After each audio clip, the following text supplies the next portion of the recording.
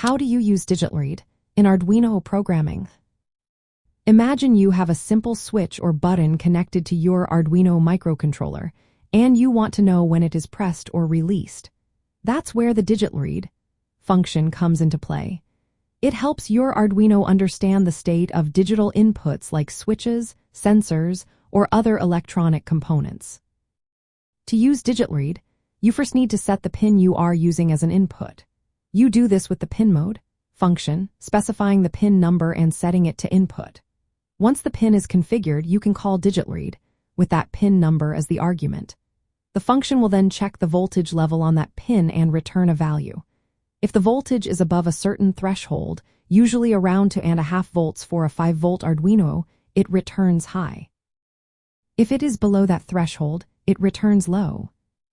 For example, if you connect a button to pin number 8, you would first set pin 8 as an input in the setup function. Then in the loop, you call digitalRead on pin 8. The value you get back tells you whether the button is pressed or not. If the button is pressed, the voltage on the pin will be high and digitalRead will return high.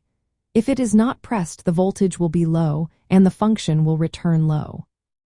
Here is a simple example. You assign pin number 8 to a variable called button pin. You also create a variable called button state to store the reading. In the setup, you set pin 8 as an input and start serial communication. Inside the loop, you call digitalRead on pin 8 and store the result in button state. Then you check if button state is high. If it is, you print a message saying the button is pressed. If not, you print that it is not pressed. Adding a small delay helps stabilize the readings and prevents the program from running too fast. From an electronics point of view, digitalRead measures the voltage level on the pin.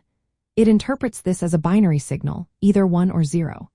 To get accurate readings, the input pin should be connected to a clean digital signal.